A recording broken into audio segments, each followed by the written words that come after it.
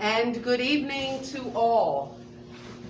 My name is Rachelle Wilson. As many of you already know, I am an advocate and a professional mother, and I've been attempting to have this interview with the distinguished mayor of the city of Wilmington, and so here we are. So stay with us as we engage for this next hour, the Make Some Intelligent Noise Political Power Hour with Mayor Micheal Purzycki.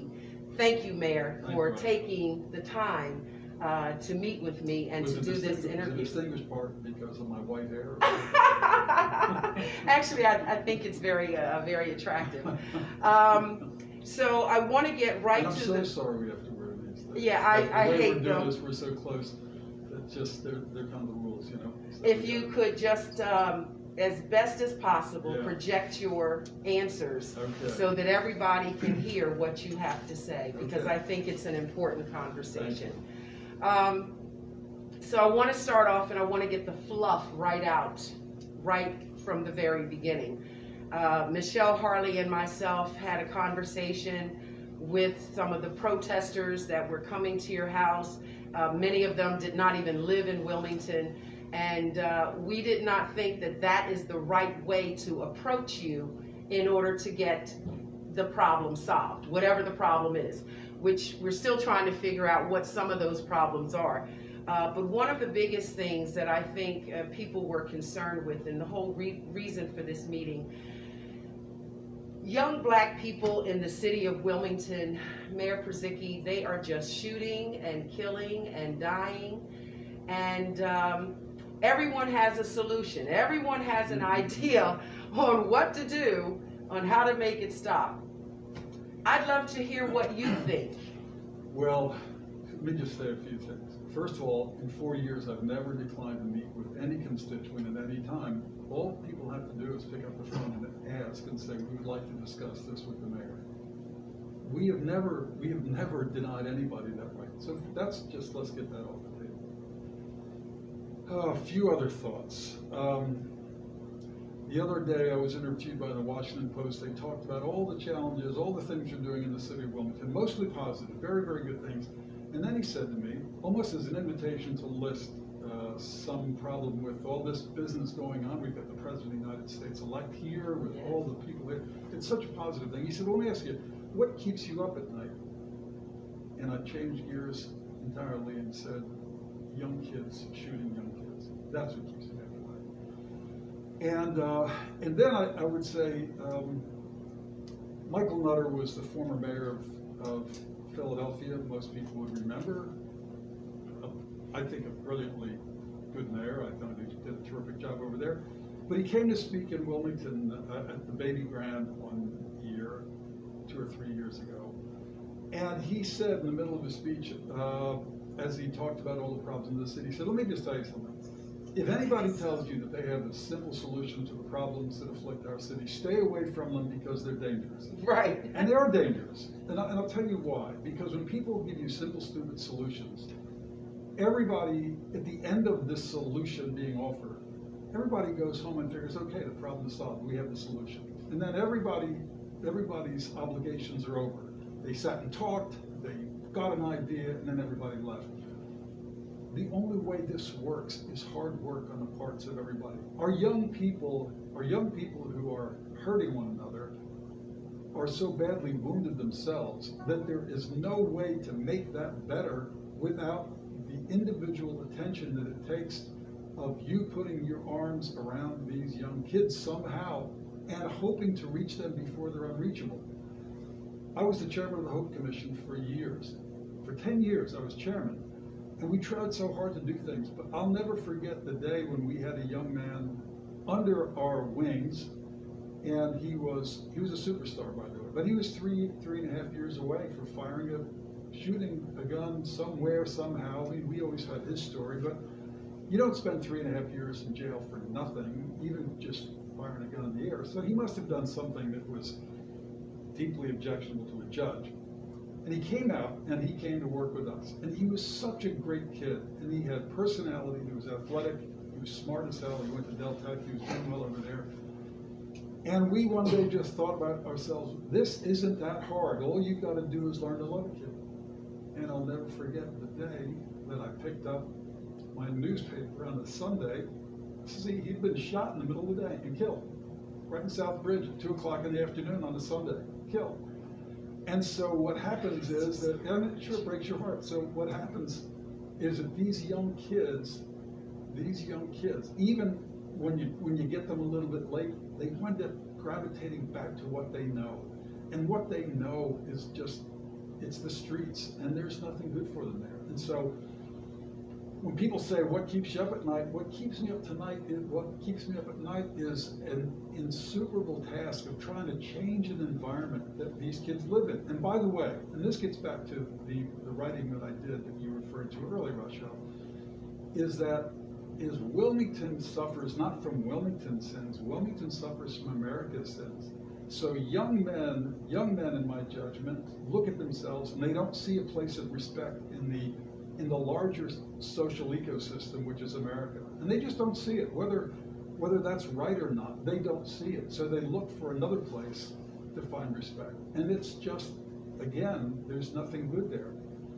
So, I think this is so systemic. It's such a big lift, but it takes everybody. And frankly, it doesn't take some guy coming in with some facile answer about how to fix this. It's a very, very big lift. So it means healthy communities. It means improving housing stock kids live in. It means supporting parents who, frankly, in many cases are incapable of raising children themselves for whatever reasons. It means schools that take kids early, and it takes schools that make kids feel good about themselves and their place in society instead of bludgeoning them with algebra that frankly doesn't mean much to anybody. And to a young kid, just symbolizes to him, this is a colossal waste of time because it just means another place where I'm going to fail. So this is just, to me, it's a big reset. It's interesting, we're going through this pandemic right now, and what is happening here is we're reconsidering every aspect of our lives, because here we are, you and I wear masks on our face, right? I mean, everything is different. We have Zoom calls. We don't meet anymore. We have Zoom calls. The world is changing. And it's changing in a compressed way, which is an interesting phenomenon. What I was just reading something pretty interesting the other day, basically saying that the changes that were scheduled to place over 10 years have been compressed now into 7 or 8 months because of the pandemic, where all of a sudden we dress differently, our habits are different, we work at home, we work Zoom. So all these things are very disruptive in our lives. And I think this is an opportunity for us to reimagine what our communities can be like. But it's going to take a lot of work for everybody, and it's going to take kind of a reorientation of the things that we just take for granted, or the way to do things. We bludgeon our kids with tests. We can consistently tell them that they're not good enough to be able to achieve well, and then we want them somehow to feel good about themselves. It's just, to me, it's a fool errand. And then what we do, because all of us together do a bad job of creating a good environment for our children, and when they fail, you know what we do? We blame cops, we blame teachers. They're the two people, they're the easy targets for us to go blame them. And really, we've all failed. And so my sense is we all have to take responsibility. We all have to be very active in trying to create this environment that is more nurturing for these kids, because they're all children. And by the way, everybody talks about juvenile crime, so there are statistics. I'm not sure I'm going to get all of them exactly right, but on juvenile crime. But it's not just a kid who's 18. A 22 and 23-year-old is a child, as far as I'm concerned, anyway. I mean, your brain doesn't function until you're about 40, I think. Right? So sometimes even at this age, they're not functioning. Sure. So these are all young men, and they're all young men whose lives are worth trying to rescue, but it's a big lift. One of the things that I've been talking to a lot of families and other advocates and people who are really pushing to try to be a part of the wheel that works is, like you said, we got to hug them, we got to love them, we got to love them.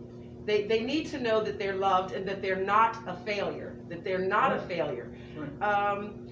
But many of us think outside of just loving them and of course reaching mom and grandmom, because a lot of times that's who's raising them, because dad is unavailable for whatever multitude of reasons. Most of them are incarceration. But for whatever reason, dad's missing. You got mom and grandmom in the house. So we want to reach them. But the community centers, the schools, and having programs is what's going to show them that they are loved and that there is an alternative to settling their disputes. You don't have to shoot somebody because you have a dispute with them. That's not the only way to solve problems. But keeping them so busy in other activities, including education, might be a part of the solution. And people are willing to do that, like volunteer their time and be a part of that. We'll see. As I said, it gets to execution. It gets to see who really does the work. The world has changed, which is another one of those things you've got to get your head around. When all of us are growing up, and I'm a good bit older than most everyone else, but whether you're my age or 50 or 40, you all played basketball every day. You all threw a football around. You all did things that were physical. Everybody did it, which is why you could never get a basketball court at Hicks Anderson. You'd have to wait for 3 or 4 games first. Right. Today you can go over there any day of the week and you can just jump around in the court because kids don't go over there the way you used to. So you've got to be real about what you expect from those kinds of centers, because those centers, in large measure, those centers don't exist the way they did, the way you and I conceive of what they can do. Now look, they can.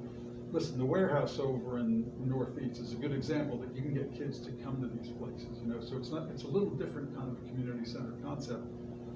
I think our big hope for Reach Riverside is it's going to show us a model for how we get these kids engaged. So what are they trying to do over there? They want an early learning center. They want Eastside Charter to be the facilities to get better, and they want to improve that as well. They're building new housing over there, so I think at the end of it, it's 400 to 600 units. I forget exactly how much, but it's basically taking Riverside public housing and transforming it into market rate housing that will address the entire scale of different income levels. And then you've got, they're hoping to put a community center over there as well. And then you've got Reach Riverside, which is, it's billed as by kids for kids. I mean, so the kids are kind of running this operation themselves. Awesome. And they have this big array of, and if you haven't seen it, it's a beautiful building. You'd want to go look at it. So what it is, it's the entire picture of all the things that we have to do to make a healthy community. It's not just build a neighborhood, it's help build neighbors. Right. And that's what we've always talked about doing. So I think we're going to see how that works, but it's a little bit different than we conceive these things. I love the Reach Riverside. That sounds fabulous, and I do know that the teen warehouse, the kids do like it there. Yeah, COVID-19 has just been problematic on so many different levels. It has just been so problematic. Not just to the kids, but like you said, we're working from home, we're doing Zoom, jobs, everything is different, and we are wrapping our mind around that. So a place like the Teens Warehouse, that's a great place to do programs if we can get all the kids in, and letting the children run the program. I mean, who better to reach kids than kids, right? Yeah. But I also want to just quickly touch base and actually give you accolades from the sincerity of my heart. And I'm going to keep it real with you, Mayor Purzycki. I said this on my show, on my talk show, and so I'm going to say it right to your face. You're an older white man. In case you haven't noticed, you're an older white man. And, in America, that typically, it hasn't always been favorable for people of brown, in brown communities. Yeah. So when I read your narrative and I thought to myself, an older white man is writing this, I was just floored. But as I read through your words, and I read the whole 4 pages and went over it again and shared it with other people, I have to say, I'm proud of you, if I'm allowed to say that. I'm really proud of you that this is your thinking, that this is how you think. And what you were saying to other white people, they've got a 400-year start on us economically and socially and in a lot of different ways. And by you suggesting that they kind of understand that. That just touched my heart, and I want to thank you for being that kind of man, and then being that kind of mayor. But what that could get you in a lot of trouble with white folks. How are you feeling about that? Yeah, I don't think it does. I think people resist a truth that conflicts with their own, but I don't know unless they see some sort of malevolence or some political threat to them that I've had people a little upset. So for example, I spoke to a law firm early in the year, it was like February, as I recall, and I gave a speech that was like that, like my speaking out piece.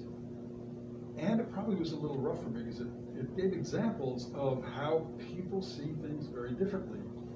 And how did it end? It ended, I won't get the quote right, I'm sorry, but I just forget how it's been a while.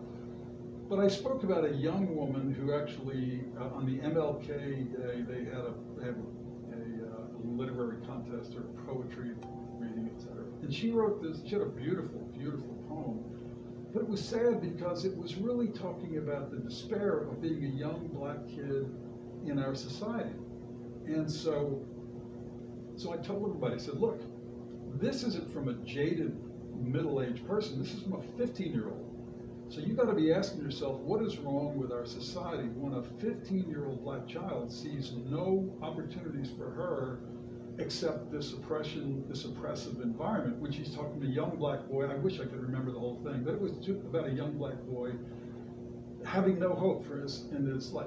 Whether it's true or not doesn't matter. Here's a 15-year-old who believes it. And so that's the point I was making. And some of the people were upset that the speech was too political. I mean, I didn't think it was political. I think it is, you want a better society, here's what you have to do. And I think I made the point that, there were a number of anecdotes I told to describe how people see things so differently. So I gave a speech one day, and I spoke to one of the Protestant congregations. It was over at Westminster, as I recall. And I told the whole story, and I said, but the big problem we have are young black children shooting young black kids. I mean, that's the agony of our city, and that's what our biggest problem is. And so and I went through this whole thing, but my message was highly consistent with what you've heard me say. We're not judging these kids. We've got to rescue them from the environment that they're in, because you have to ask yourself, what could make kids do these things? And a woman in the audience, the only black woman that sat in the audience, as I recall, stood up and she said, Mayor, I'm a little upset with you because you didn't mention that white people kill white people too. The only thing she heard was this, it sounded like an indictment that I was making against black kids, and I wasn't. What I was trying to say is, this is a crisis that we have to deal with, and the fact that I'm white shouldn't prohibit me from being one of the people to speak about it. Yes. Because, frankly, I don't feel it the way other people do. I get that, but I care about it as much as anybody does. Because that, to me, it's the motivating mission of a mayor in this city is to change that part of the narrative. We just have to, or else we fail. Yes. I mean, who cares about building buildings if you've got a big section of your society that is not prospering as well? Sometimes people don't process information the same, and they need a moment to think about it to be more clear. And that's not in defense of her, but understanding. I understand fully. Governor Carney has made it very clear. I listen to him, I watch him all the time. Delaware itself is a trauma-informed state because of a lot of our young people and the things that are going on. Young people, the ones that I've met, and I live right in the city, some of them are just angry. I don't know if they go to bed with peanut butter and jelly sandwiches or maybe peanut butter minus the jelly. I don't know what's happening in every single child's house. But where I live, there are young people there, and on the weekends they turning up the music and they're partying and they're doing their thing, and one or two parents might be around. I don't even know what's going on with that, but and the cops show up the cops know them by name. Whenever we call the cops, they go right to that house because they know that's where the party is taking place. But I think what I'm trying to say is the emotionality of a lot of the young people today is they are angry. Angry at mom, angry at the boyfriend, angry at the school teacher, angry with the police, maybe even just angry with themselves, just angry with the situation. And a lot of them do feel hopeless and perhaps helpless. Like some of them, I've talked, as a former school teacher, I have talked to young people who have said to me, you know, if I live to make it out of high school, I'd like to go to college, or I'd like to go to the military.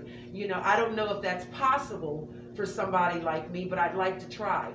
You know, they should not have to think that way. They should not have to think, if I live long enough to make it out of high school, I'd like to see if I can go to college.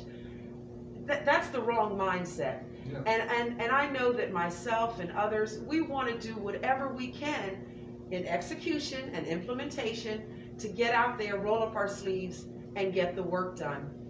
Is there something that you can create? And I'll be the first person on your battlefield. I'll be the first person to show up. But can you call people? Can you create something? Or tell us what you already have in place, that I can ask everyone to come and be a part of this and support this to save our children? Is there something that you have going on? Yeah, well, the short answer is there's nothing that I can say to you. Let's get everybody together and do this one thing, because I don't think there is this one thing. The way I've looked at this since the beginning is that I believe that if you take a look at two things. If you look at our city, 55% of all the housing stock is rental housing.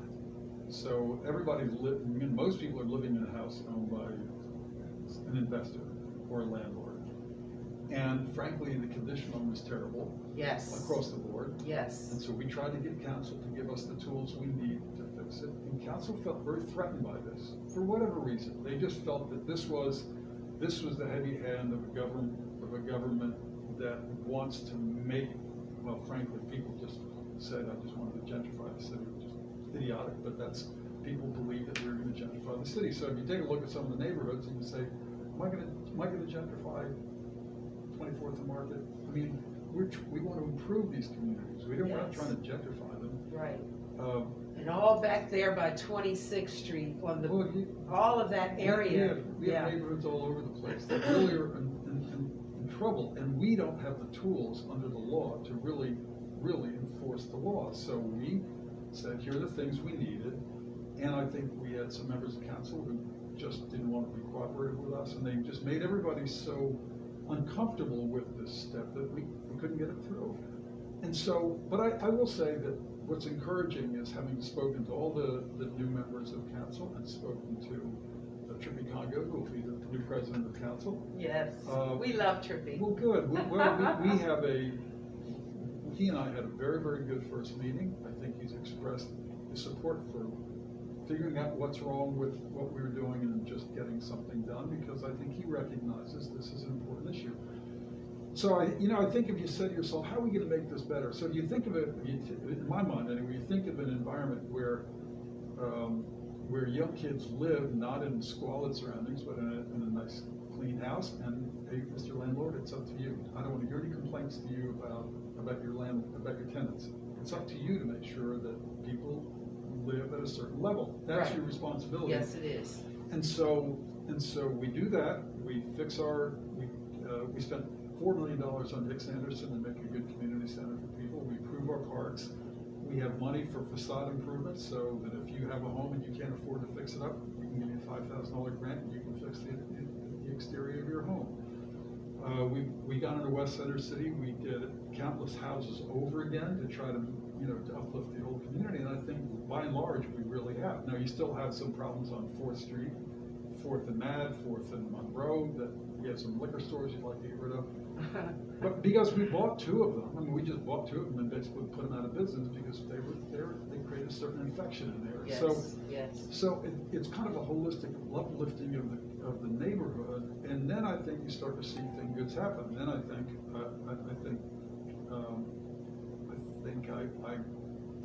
I hope I'm going to be able to do this, but I really believe that we have to rethink our schools and how we deploy the educational resources to our kids. I personally believe that I feel like a failure if we don't get at least one high school in the city somehow, because we send our kids to 10 different high schools all over the county. They get on the bus.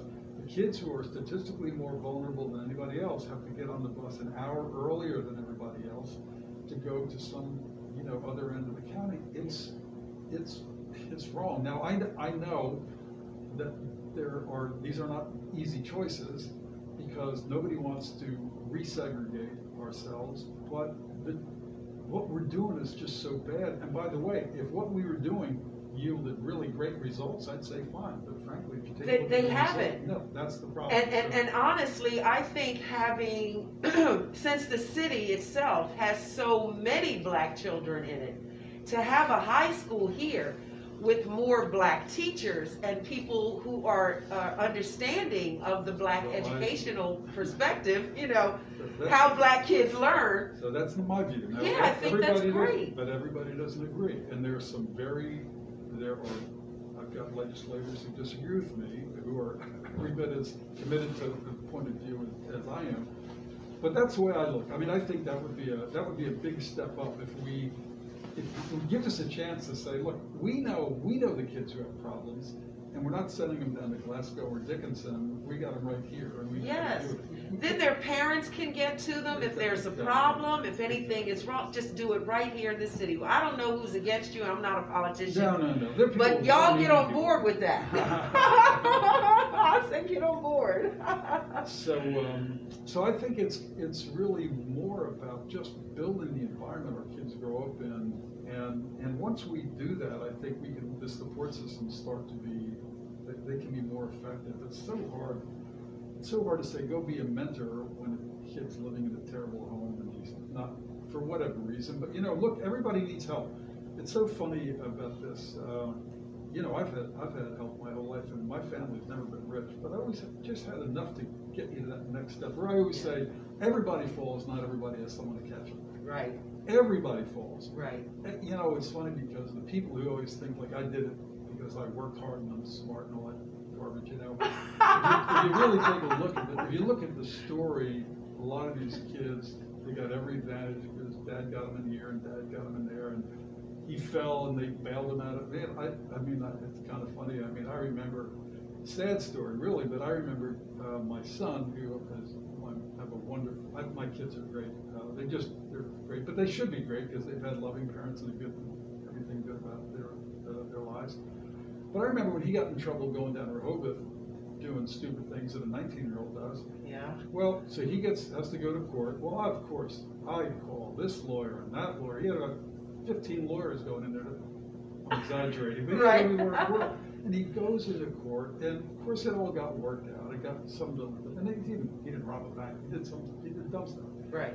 But he gets a little bit of trouble. I act like, oh my God, I've got a real. So we get into court, and there's a young woman there. She's a young African American woman.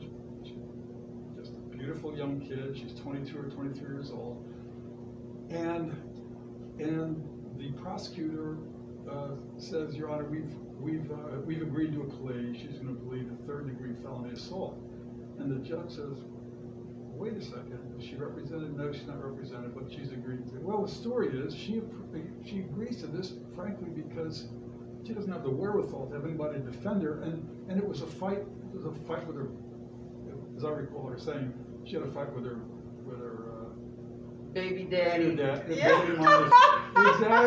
Exactly. So they have a fight, and she gets third-degree felony assault. And here's a kid walked out of court with a He felony. probably deserved every punch she put on it. But the trouble was just the stark difference in what happened. Yes. My son walks out with no problem, and she walks out with a felony. Yeah. And what they did, probably on the scale of dumb, probably on the same dumbometer. You know what I mean? It's like they're kids. Yeah, So but a that lot- happens, yeah. that's where I think, that's where I think we need some understanding. Now, by the way, and this is really important to say, that doesn't mean that a kid who takes a 9mm with a 17-round clip and sprays it all over the city shouldn't be punished for it. Oh, yeah, And that happens. absolutely. And it happens. But we do want judges to have a little bit more compassion for how, there's a difference between the kid that lives in the inner city and the kid that lives down at Rehoboth Beach. Different mindset, different upbringing, different way of life. I've lived in Rehoboth Beach, I've lived in Ocean City, and I live in the city. It's a whole different, they don't even have sidewalks down there. But you have to know something. But the judges, you cannot prosecute everyone the same. I agree with that. I'm trying to put together as much data as I can so that we can see clearly what happens to people for what they do. And I know that there is a sense that the system is very unfair to young black men, and I understand that, and there's ample evidence to that in some respects. But I have to tell you, we have kids who have had 3 and 4 gun charges. They're out on the street, 3 and 4. And the trouble is, here's my starting point on this, and I don't mean to be punishing kids or judging kids for that matter, and I hope you can understand that. But if you give a 17-year-old a gun and let him carry it long enough, he's going to shoot himself, somebody else, or get shot himself. You know, this year, so we're in November, but since the first of the year, we've had 2 guys out waiting for trial who were killed. They're shot by someone else. Well, they're out waiting for trial. They would have been better off being in prison waiting for a trial, but because of COVID, nobody wants to send anybody to prison. Right. Our courts, frankly, have been closed all year. So, like New York City, like Baltimore, like all these other cities, because the courts are closed, we can't prosecute kids. Young people, offenders. We can't prosecute them. And so judges don't want to send them to prison because of COVID, because we have all this stuff. So they let them back out on very low bail. And 2 of them got killed while they're waiting to go to trial. Bang, bang, you're dead. And so we got to be we have to be real. We have to be real, because we cannot send a young kid out. We're not trying to punish anybody. I don't believe in punishment, period. We all know there's one creator who can punish us. Everybody else is faking it. Right. but what we can say, I'm sorry, but to protect society, we have to keep you aside, because you're dangerous to yourself and to everybody else. Yes. And so, it doesn't have to be. This is not about retribution. This is just, we're trying to protect one another. And some young kids they just have this anger, and they have the wherewithal to have a gun. My police officers this year have taken, I think, 270 firearms off the streets. So they just stop a guy in a traffic stop. He's got a little bit of dope or whatever he's got in there, but he's also got a firearm. Well, if you got the dope, you probably got to have the firearm, because of all of the stuff that goes along with that nonsense. But I got to tell you, where it looks to me is like everybody has basically said, I got to carry for self-defense. Well, if everybody's carrying for self-defense, that's why we get everybody getting shot every 5 minutes, because young people carrying guns is just a toxic brew. It is a toxic brew, and I agree with you. And I understand that judges are having a heck of a time with, not wanting to send them into the prison because of the COVID, but at the same time putting them back out on the street where they can hurt society. It's a mess. Or hurt themselves. That's true. It is absolutely a mess. But I think, Mayor Purzycki, that everyone that stands in front of a judge doesn't necessarily need jail or prison. Sometimes they need something else, like a place to send people where they can get help. Yeah, and it's funny, but listen to what happens. So where do we send our kids? We send our kids to Ferris. Yeah. So Ferris probably. I hope this is still good information. I mean, time's going on. I don't stay on top of all this stuff.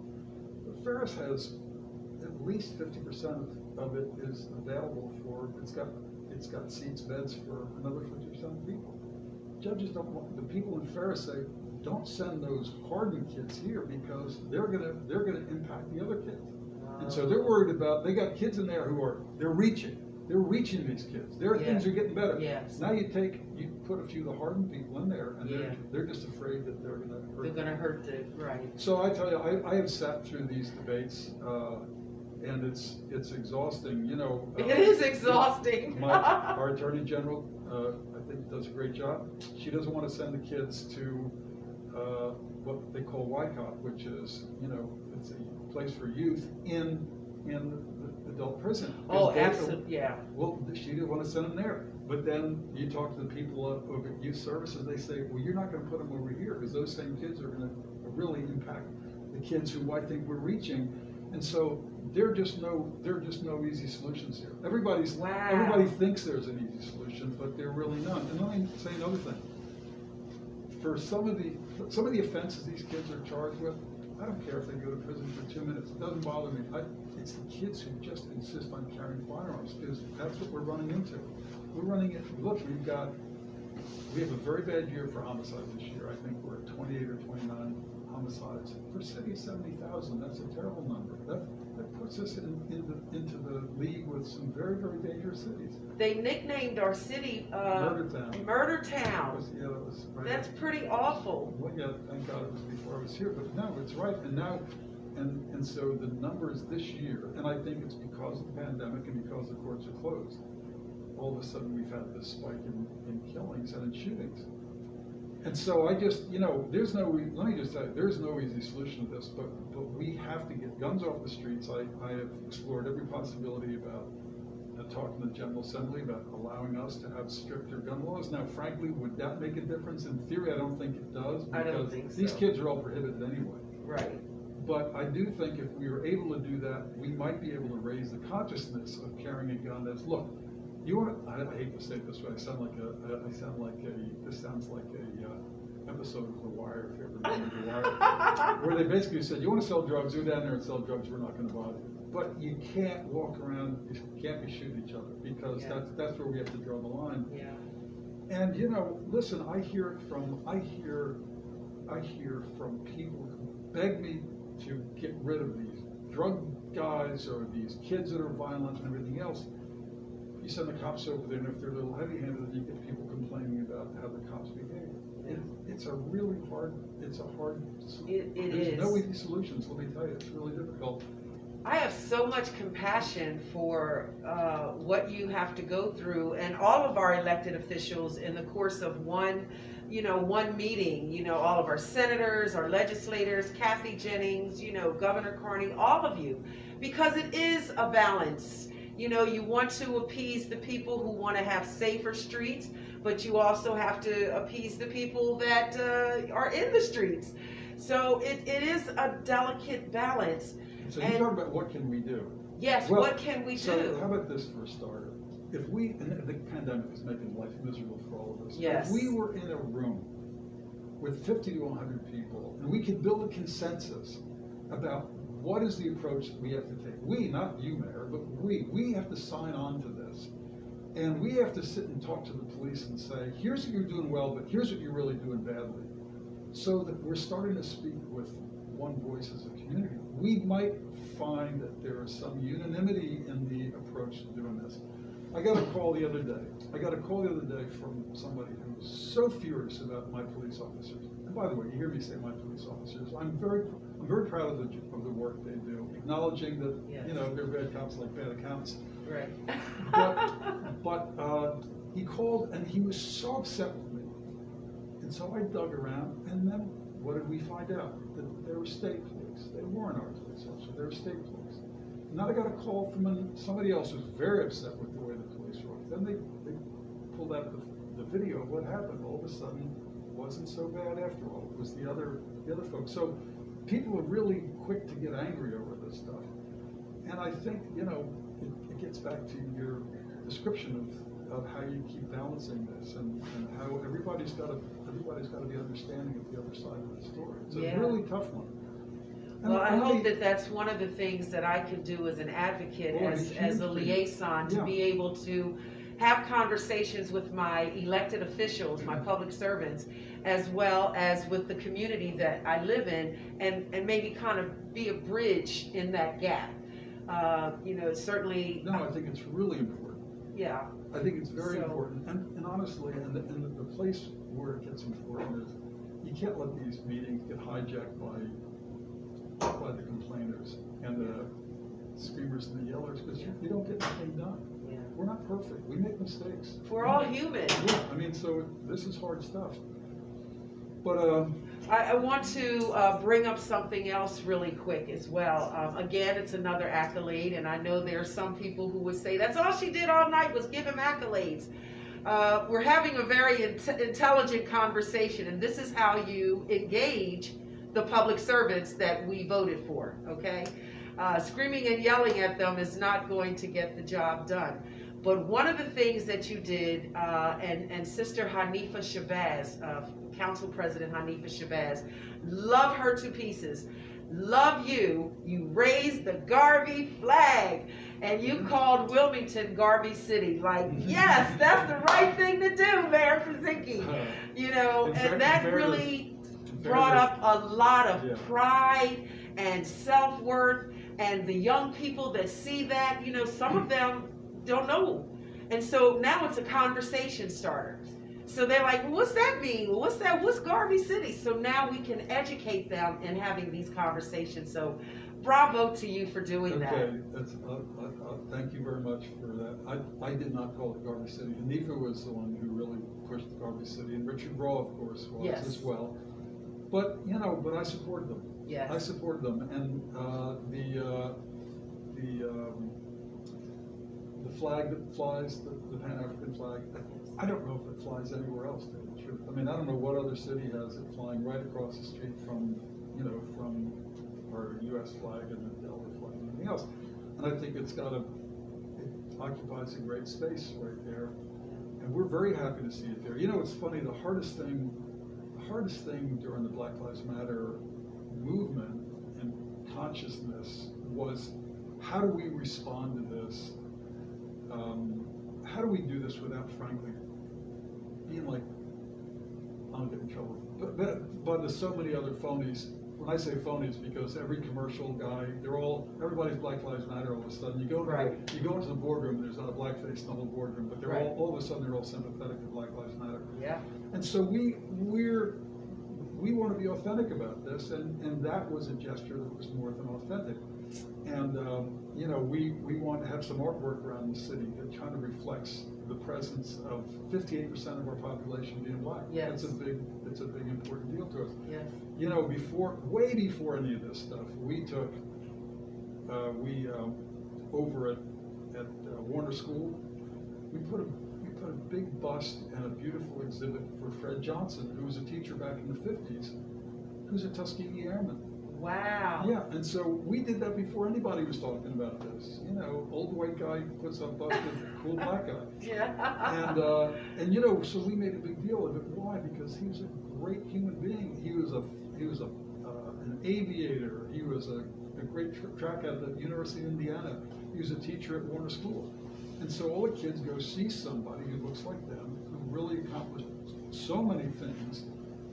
And so we did that. You look at the exhibit downstairs when you come into the lobby, to me, I think it's one of the great exhibits anywhere in the state of Delaware. It really says it all, and guess who did it? You know, and it was way before we got to Black Lives Matter. We just said, this is a great thing to do. I asked Tina Betts, you think you can put something together? And she put that beautiful exhibit together. And, you know, it basically says it, you know, Black history is American history. It is. You know, and there it is. And so we're trying to do more of that, so we reach people and we create an environment of respect for the majority community in our city. And but it's just like everything else. It's how you do it, and it's not easy to do well. Yeah. So we're doing, you know, in Freedom Plaza, we're doing a big mural at the suggestion of Richard Braun and a few others, and so we're working on getting that Yes. done. I've got a young woman who did some beautiful artwork that we asked her to make some presentations for us, and we're waiting to see how it all works out. Richard Raw, I've had him on my show. He's an amazing person, very dedicated. As is Ali Shah, too. Yeah, very, very dedicated to saving lives, and I appreciate that. And I'll tell you honestly, Mayor Purzycki, there are lots of people who will watch this. Some people will say I didn't beat you over the head enough. I should have beat you over the head. Go ahead and beat me. Make it happen. Go try to beat me. Beat you over the head. You know, I think you've answered my questions. You have certainly satisfied my curiosity to why some things are happening and why some things aren't happening. And I just want to be a part of the solution. Myself and all of the people that I can gather together, you know, and for some reason right here on the bubble, the teen warehouse just keeps popping back in my mind. Fantastic project. I think that's a fantastic project. Yeah. So I'd like to make that more, Yeah. it's not good English, but I'd like to make that more better. Yeah. No, I get it. More better blues. More better. So yeah, and I think those are the kinds of things that we have to support. And Logan Herring and Charlie McDowell as the board chair have done a fantastic job of creating believability in that project. Everybody likes to do the projects, but what you have to do is capture the imagination of the foundations and the corporations, or else they're not going to. But if they believe in you, they'll give money. When we built the Achievement Center for the Hope Commission, the funders basically said, I believe in your ability to get this thing done. We think you're going to get it done. So Charles Madden and I worked together. We got it done. And I'd say you can go through the city, but there are other places where people say, you know, I just don't believe that this crowd can get it done, and they're not going to give you any money to do it. So what you have to do is build credibility. And that's a great project that I think is going to really transform that side of town. There's a young lady that I am working with. She was actually a protester at one point, but once she settled down and we sat down and we were able to talk just as openly as you and I are talking now. Her name is Jay Renee, and she has a program that she's been working on for years called A Kid's Way Out. And when I read it, it was actually pretty interesting. It's helping young people do the one thing that black kids love more than anything else in the world other than fried chicken and collard greens. They love music. And so she has this program that she wants to implement, much like Richard Raw. I'm going to try to connect the two of them together. But I would love to see that at the Teen Warehouse. Yeah. A program. I think they do. I think they have something like with that. Rap music and all of that kind of stuff. Yeah, I mean composing and yes, making music. And engineering it and learning how to actually work keyboards and instruments. Yeah. I think that if there's ever a way to reach our children, and there are ours, then yes, music is a universal love. Yeah. They all love it. Yeah. And so I would love to see more of that take place. Is that something you could support, that you could stand behind if you think it's a good idea? Yeah, sure. Yeah, absolutely. Listen, you know, we meet with people with ideas all the time, and the only thing that counts in my mind is, do I think it's going to work? Okay. You know, I mean, if it's going to work, fine. The trouble we have in so many cases is that we don't fund these things at a level where they're, even if it's a good idea, that it'll ever get off the ground. And it happens all the time. You know, here's a sad example. I think I met a woman not too long ago. She was she was inspiring. She was so terrific, and she is what they call a visiting teacher. You know what a visiting teacher is? Yes, sir. What is it? A visiting teacher is someone that comes into the building. Basically, a truant officer is what it is. Oh, is that That's what it is? We call it a truant officer. She just got. They send her to go out and find the kids who don't go to school. Right? And she's so committed, and she loves these kids, and she is like, if you met her, you'd say, okay, I'll buy stock in her. That's how good she was. But she had 200 kids to find. Well, it doesn't work. You can't tell one person you've got a caseload of 200 kids. It's impossible. You cannot chase down 200 kids. By the time you got to the 25th kid, 25 more would drop out. You'd still be at 200. So what I mean is, we don't fund these things adequately so they work. So it's a good idea, but it's got to be funded adequately. Yeah. And so, you know, I didn't take offense that you called me an old white guy. By the way, Joe Biden has made an old white guy pretty fashionable. Oh, I know, with his little Let me boot on. He's so finish. cute. I saw him, he was like this, pointing to his shoe. And, my father is an older white guy, so what can I say about that? You know, my father's Italian. But I think ultimately, at the end of the day, closing out this amazing conversation, I would like to continue to have dialogues with you and perhaps be able to be a liaison. I look forward to it. I would really like to do that. And I think ultimately at the end of this conversation, Mayor Purzycki, you've helped me to understand what some of the problems are. You know, you can't fight an enemy if you don't know what the problems are. And so now that I understand that, I think it's a good idea to get folks on city council, to get the constituents to come to the city council meetings and vote some of these things in, because they're very, very important to have them in. Like landlords have to behave a certain way, and you cannot rent houses out to people with rats and roaches and ceiling falling and the toilet don't work. That's unacceptable. That's unacceptable. And that, by the way, it's not to say all landlords are like that, because they're not. Not all, but I can think of 3 off the top of my head. Well, that's good. How scary is that? You can name 3 off the top of your head, and that's just you. That's just me, now, right? How about the other 10,000 people in here? Everybody can name one, you know? Yeah. So, you know, all I can tell you is this. I got contacted last week by Washington Post, tomorrow by New York Times. Everybody's interested in Wilmington. And they asked me about how I feel about this whole thing and what's going on. And I said, you know, we're going to get through this pandemic. It's like we got a little bridge to cross. It's another 3, 4, 5 months. And I think we're going to be fine. But I said, this is such a good city. It's got so much going for it that I'm very optimistic. Now, granted, the economic development has been taking place in the downtown and the riverfront, and I understand that, but it hasn't been for our investment. It's been in private investment. So I can't tell a private investor where to go. Sure. We spent more money in Hicks Anderson than we spent in everything else on the riverfront and downtown as a city. Yeah.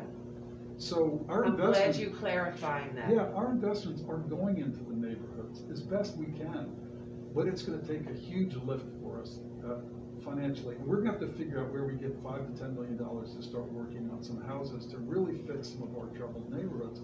And we're committed to that almost as an article of faith. I mean, it's the only thing that we talk about every day. The other parts of our city are going to do fine by themselves. The president-elect is helping us enormously. I was going to say, that's where we get $10 million from. We asked Joe Biden.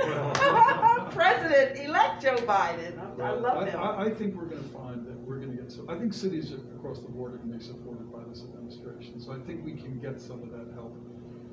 But the money is not going to go into the downtown. It's not going to go into the riverfront. They're going to do fine by themselves. We want to put it into the neighborhoods that are at risk, and that's where the skill comes. And hopefully that's where my development experience over many years will bear fruit.